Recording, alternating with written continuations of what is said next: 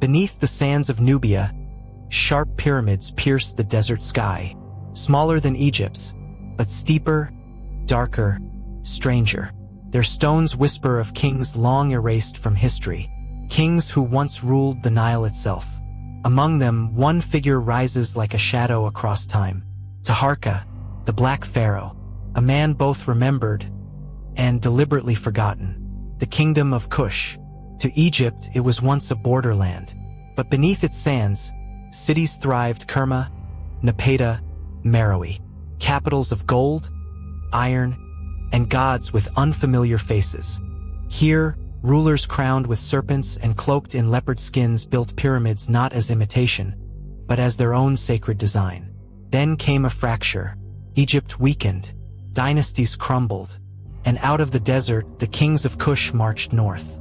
Not as conquerors, but as saviors, claiming the gods themselves had chosen them to restore Egypt's glory.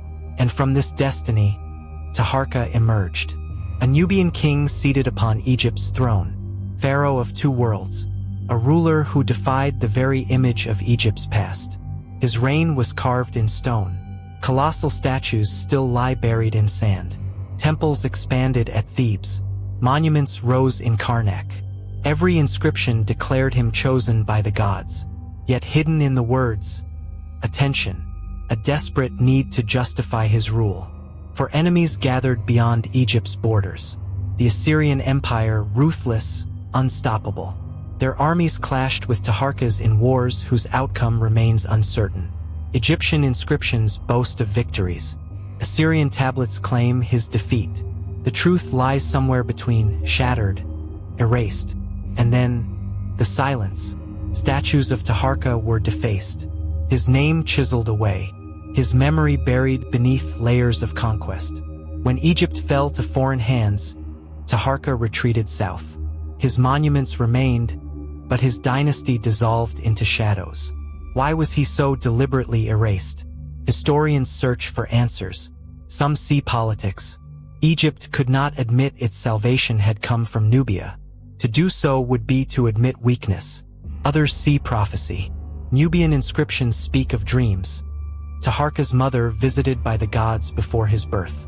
A ruler chosen not by blood, but by divine sign. To Egypt, was he savior or blasphemy?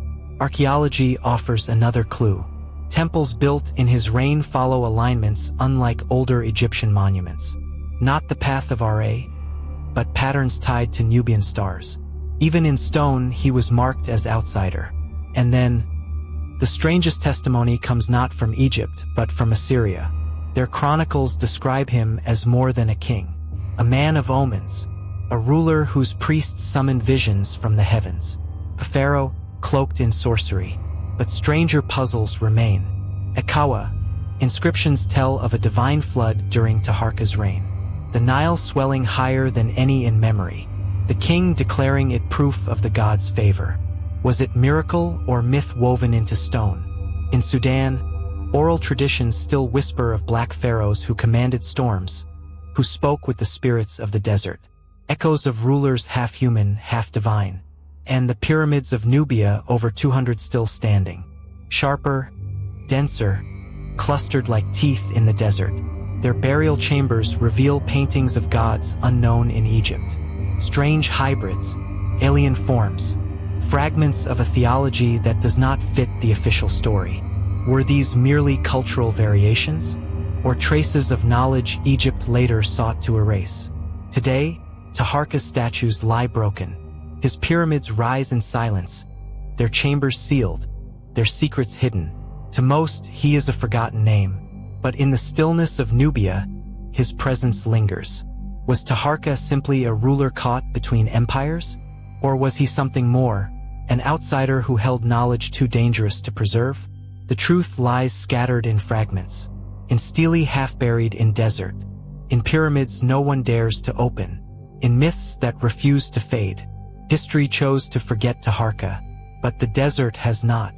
And in the shadows of Nubia's pyramids, the past still whispers, whispers of a king who would not be erased.